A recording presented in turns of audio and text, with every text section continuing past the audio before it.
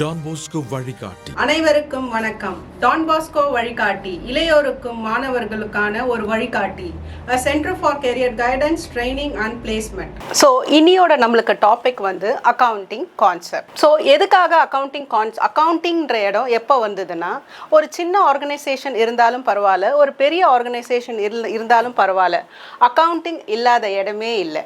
So accounting help us to provide a organized and systematic way to record the financials. So இதுதான், ஒரு organisation சின்னதாக இருந்தாலும் பரவாயில்ல, பெருசாக இருந்தாலும் பரவாயில்ல, நம்ம வந்து என்ன பண்ணுறோம், ரெக்கார்ட் பண்ணுறோம் எல்லா டிரான்சாக்ஷனையும். அந்த டிரான்சாக்ஷனுக்கு ரெக்கார்ட் பண்ணுறதுக்கு we follow certain principles in the form of accounting concept and conventions. ஒரு சின்ன எப்படி அந்த டிரான்சாக்ஷன் ரெக்கார்ட் பண்ண போகிறோன்னா, நம்ம என்ன பண்ணுறோம், அக்கவுண்டிங் கான்செப்ட்ஸும் கன்வென்ஷன்ஸும் ஃபாலோ பண்ணுறோம். இந்த வீடியோவில் நம்ம இதை பற்றி தான் பார்க்க போகிறோம். So next, generally accepted accounting principles.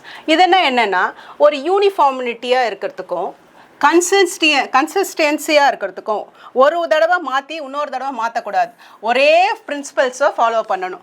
அதுக்காக என்ன பண்ணுறோம் நம்மனா, ஜென்ரலி அக்செப்டட் பிரின்சிபல்ஸ்னு நம்ம அக்கௌண்டிங் ப்ரொஃபஷனில் இருக்குது. That is called as generally accepted accounting principles. So இப்போ நெக்ஸ்ட் நம்ம பார்க்க போகிறது டைப்ஸ் ஆஃப் அக்கவுண்டிங் கான்செப்ட். அதில் first one going concern concept, second business entity concept, third accrual concept, fourth money measurement concept, fifth accounting period concept, sixth dual aspect concept, seven revenue realization concept, eight historical cost concept.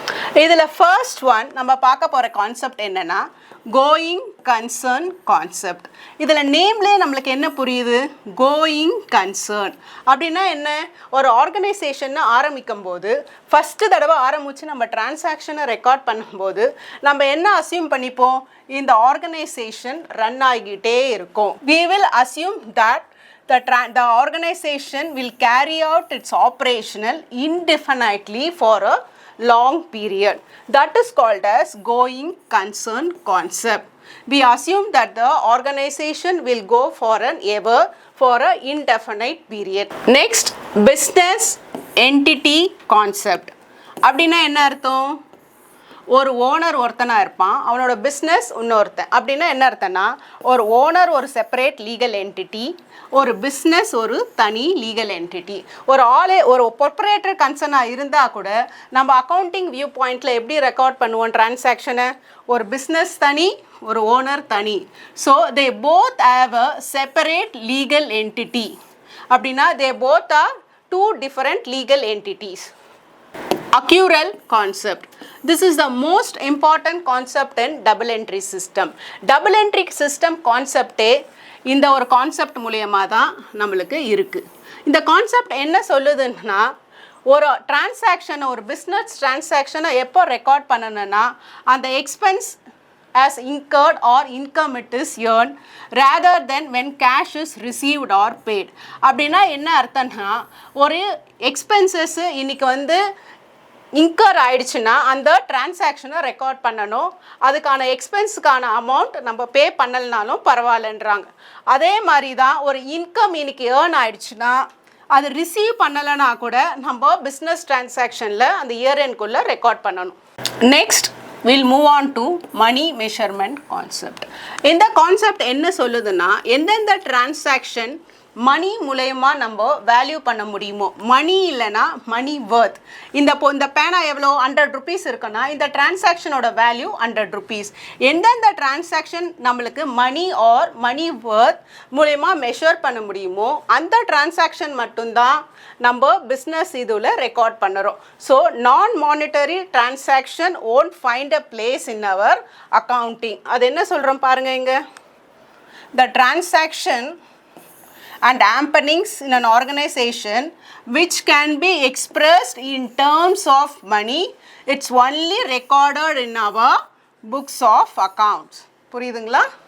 Next, accounting period concept. இந்த concept என்ன சொல்லுதுன்னா, ஒரு business டிரான்சாக்ஷனை நம்ம record பண்ண இருக்கணும். ஒரு final starting point இருக்கிற மாதிரி ஒரு எண்ட் பாயிண்ட் இருக்கணும்னு சொல்கிறாங்க. அந்த எண்ட் பாயிண்ட் எதுன்னா, அந்த எண்ட் பாயிண்ட் முடிஞ்சோடனே நம்ம கம்பெனி எவ்வளோ ப்ராஃபிட்டா இல்லை லாஸ் இன்கர் பண்ணியிருக்கா நம்மளுக்கு தெரியணும் இல்லைங்களா. அதனால் என்ன பண்ணுறோன்னா, நம்ம யூஸ்வலாக 1 year பீரியட் இல்லைனா 6 months பீரியடுன்னு அசியூம் பண்ணிவிட்டு நம்ம ஃபினான்ஷியல் ஸ்டேட்மெண்ட் ப்ரிப்பேர் பண்ணி பார்க்குறோம். நம்ம organisation whether it is earn profit R incurred losses, அந்த பொசிஷன் அப்புறம் நம்ம அசட்ஸ் எவ்வளோ லயபிலிட்டிஸ் எவ்வளோன்னு அந்த பீரியடில் நம்மளுக்கு தெரிய வரும். So next will move on to the dual aspect concept. அப்படின்னா என்ன அர்த்தம்? ஒரு பிஸ்னஸ் டிரான்சாக்ஷனுக்கு 2 sides ஆஃப் த காயின் மாதிரி பிஸ்னஸ் டிரான்சாக்ஷனுக்கு ஒரு டெபிட் ஒரு கிரெடிட் இருக்குது. ஸோ ஒரு டிரான்சாக்ஷன் டெபிட்டுக்கு ஒரு 500 rupeesனா அதே மாதிரி கிரெடிட்டுக்கு 500 rupees இருக்கணும். So next will move on to the concept call revenue realisation concept. இந்த ரியலைசேஷன் கான்செப்ட் என்ன சொல்லுதுன்னா, நம்ம ஒரு பிஸ்னஸ் டிரான்சாக்ஷனை ரெக்கார்ட் பண்ணும் பொழுது இது இட்ஸ் இன்க்ளூடட் இந்த accounting record when it is realised. அப்படின்னா என்ன? ஒரு ஏர்னிங் ப்ராசஸ் முடிஞ்சு எக்ஸ்சேஞ்ச் இன் டிரான்சாக்ஷனும் முடிஞ்சோன்னே தான் நம்ம அது அக்கௌண்ட்ஸ்லேயே ரெக்கார்ட் பண்ணுறோம். இதுதான் வந்து revenue recognition concept. So next will move on to the last concept call historical concept.